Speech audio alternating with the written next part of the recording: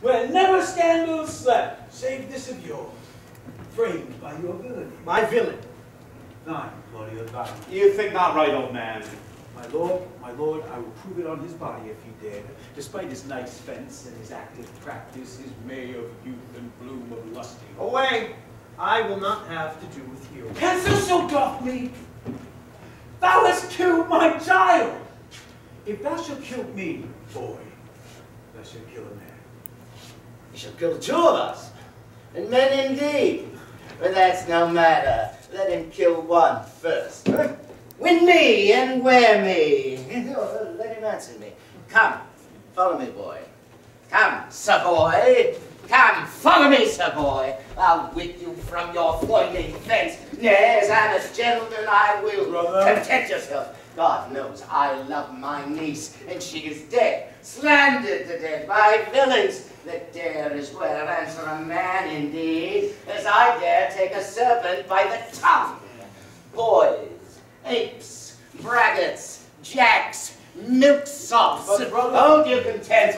What, man? I know them, yea, and what they weigh, even to the utmost scruple. Scraggling, outfacing, fashion-monging boys that lie and cog and flout, deprave and slander, go antically and show outward hideousness, and speak off half a dozen dangerous words, how they might hurt their enemies if they durst. And this is all. Oh, come, 'tis no matter. Let you not meddle, let me deal in this. Gentlemen, both, we will not wake your patience. My heart is sorry for your daughter's death, but on my honor, she was charged with nothing but what was true and very full of proof. My lord, I will not hear you. No! Come, away with me, brother. I will be heard. And shall, or some of us will smart for it.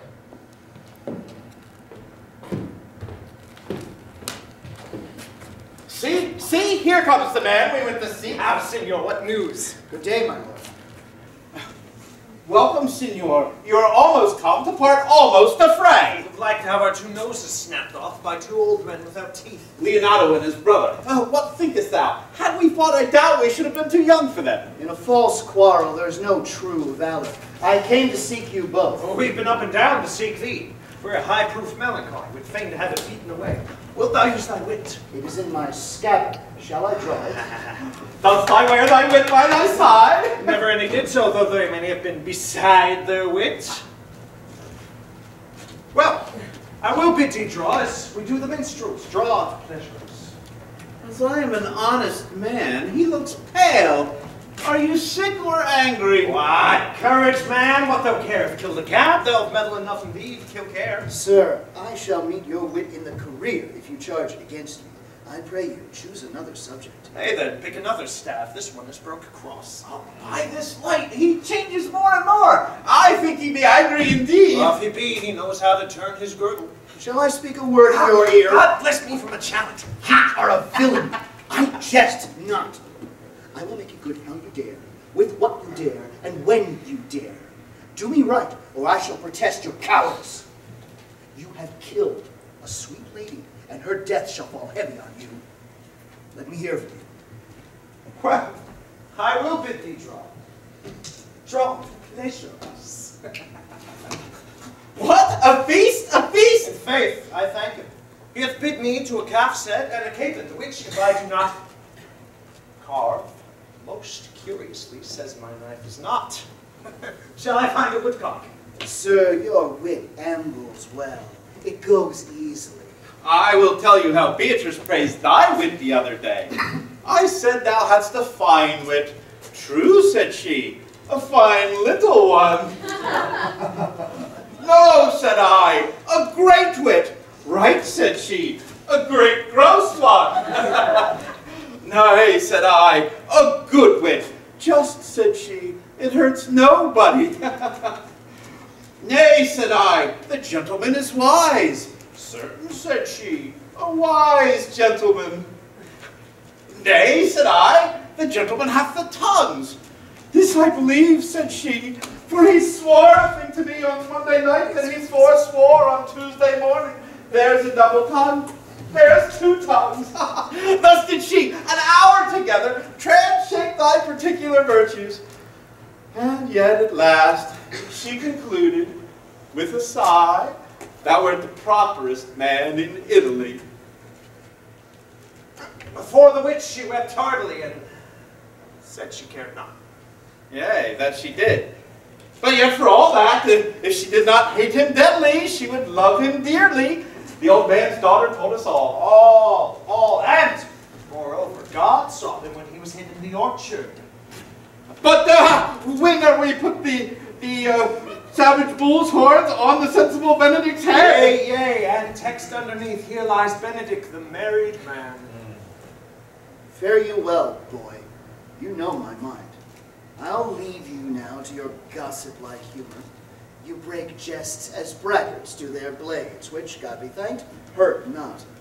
My lord, for your many courtesies, I thank you. I must discontinue your company. Your brother, the bastard, is fled from Messina. You have among you killed a sweet and innocent lady.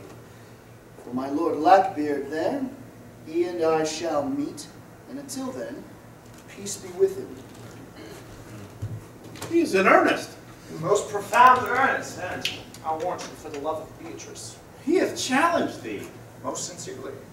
But soft, did he not say my brother is fled? Damn you, sir. Justice cannot tame you. She shall ne'er have more reasons in her balance. Nay, if you be a cursed hypocrite once, you must be looked to. How now? Two of my brother's men bound. Horatio one. Hearken after their offense, my lord. Officers! What offense have these men done? Madly, sir, they have committed false report. Moreover, they have spoken untruths. Secondarily, they have slandered yours. Sixth and lastly, they have belied a lady. Thirdly, they have spoken unjust things. And to conclude, they are lying knaves. First, I ask thee what they have done. Thirdly, I ask thee what's their offense. Sixth and lastly, why they are committed. And to conclude, what you lay to their charge. Rightly reasoned, and in his own division. Well, by my troth, there's one meeting well suited. Gentlemen, who have you offended that you are thus bound to your answer? This learned constable is too cunning to be understood. What's your offense? Sweet prince, let me go no farther to mine answer. Do you hear me and let this count kill me? I have deceived even your very eyes. What your wisdoms could not discover, these shallow fools have brought to light, who in the night overheard me confessing to this man how Don John your brother incensed me to slander the Lady Hero. How you were brought into the orchard and saw me court Margaret in Hero's garments. How you disgraced her when you should marry her. My villainy they have upon record, which I'd rather see with my death than repeat over to my shame. The lady is dead on mine and my master's false accusation. And briefly, I desire nothing but the reward of a villain. Was not this speech like iron through your blood? I have drunk poison while the others it. But did my brother put thee on to this? Yea, and pay me richly for the practice of it. He is composed and framed in treachery, and fled he is upon this villainy. Sweet hero, now thy image doth appear in the semblance that I loved it first. Come, bring away the plaintiffs. By this time, our sexton hath reformed Signor Leonato of the manor, and masters, do not forget to specify when time and place shall serve that I am an ass. Signor, here comes Signor Leonato and the sexton too. Which is the villain? Let me see his eyes, that when I note another man like him, I may avoid him. Which is he? If you would know your wronger, look on me. Art thou the slave that with thy breath hath killed my innocent child? Yea, even I alone. No, but not so. Thou liest thyself. Here standeth there, honorable gentlemen. A third has fled without a hand in it. I thank you, lords, for my daughter's death. Record it with your high and worthy deeds, but bravely die if you repent of. I know not how to pray your patience, yet I must speak. Choose your revenge yourself. Impose upon me what penance your invention can lay upon my sin, but sinned I not but in mistaking. By my soul, nor I. And yet, to satisfy this good old man, I would bend under any heavy weight he would enjoin me to. I cannot bid you bid my daughter live. That were impossible. But I pray you, possess the people in Messina here how innocent she died. And if your love can labor on in sad invention, hang her an epitaph upon her tomb. Tomorrow morning come you to my house.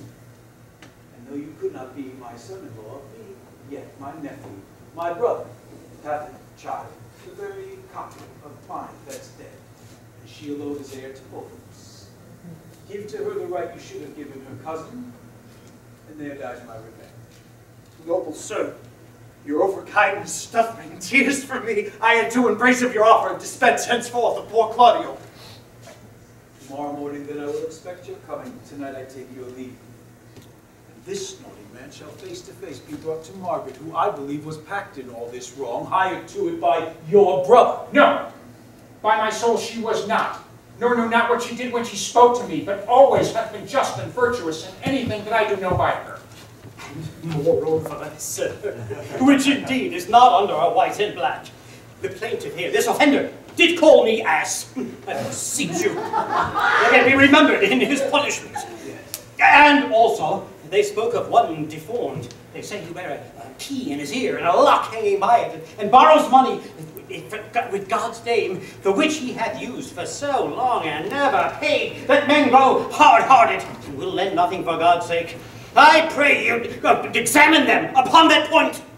I thank you for your cares and honest pains. Your worship speaks, a most thankful and reverend youth, and I praise God.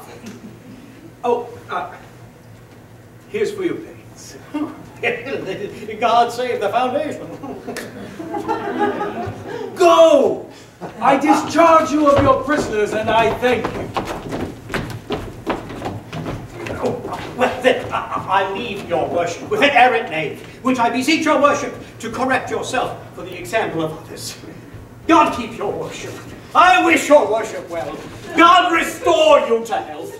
I'll take my humble leave to depart, and if a merry meeting be wished, God prohibit it. Come, Ava.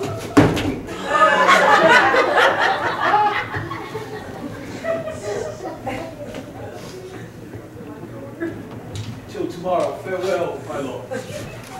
Farewell, my lords. We'll look for you tomorrow. We will not fail. Tonight I will mourn with Hero.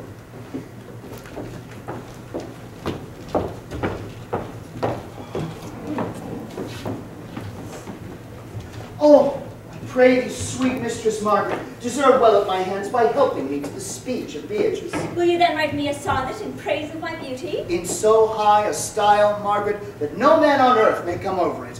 Nay, for in most comely truth thou deservest it. To have no man come over me? Why shall I always live below stairs? Thy wit is as quick as the greyhound's mouth. It catches. And yours is as blunt as the fencer's foils, which hit but hurt not. A most manly wit, Margaret, it will not hurt a woman. And so, I pray thee, call Beatrice. Well, I will call Beatrice, who I think hath wit. And therefore will come.